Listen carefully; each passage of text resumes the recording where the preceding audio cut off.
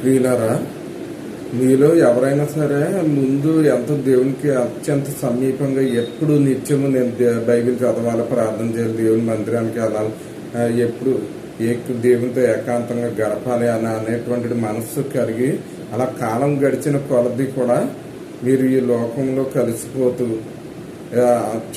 వచ్చి అలాగే ఫైనల్గా ఇప్పుడు ఏంటంటే ఆ ప్రేరేపణలు ఏమీ లేకుండా ఎప్పుడు లోకపరమైనటువంటి కార్యాలకే ప్రేరేపించబడుతూ అసలు బైబిల్ చదవాలి, ప్రార్థన చేయాలి, అలాంటి ప్రేరేపణలు రాకుండా ఇన్యాక్టివ్గా ఆత్మ ప్రేరేపణలు లేకుండా జీవిస్తున్నట్లయితే ఒక విషయాన్ని మీరు గమనించండి. మీకు దేవునికి మధ్యన ఏదో ఒక అడ్డురాయి అనేది వచ్చినట్టుగా మీరు గమనించుకోండి. మీకు దేవునికి మధ్యన గ్యాప్ వచ్చింది అనమాట. కనుక ఈ విషయాన్ని గ్రహించుకొని దావీదు 51వ కీర్తనలో పశ్చాత్తాపడినట్టు, ప్రభువా నేను చేసిన దాన్ని దయతోటి క్షమించు, మీ పరిశుద్ధాత్మను నాలో తీసివేయొద్దు, నేను కోల్పోయిన రక్షణానందాన్ని నాకు ఇవ్వు, ఆ తొలి ప్రేమతో నన్ను నింపు ప్రభు అని ఆయన సన్నిధిలో మోకరించి కన్నీరు విడిచినట్లయితే దేవుడు తప్పకుండా క్షమించి మిమ్మల్ని మళ్ళీ తిరిగి తనతో హత్తుకుంటాడు అనమాట. కనుక ఆ ప్రకారంగా చేసి మళ్ళీ దేవునితో ఒక మంచి రిలేషన్షిప్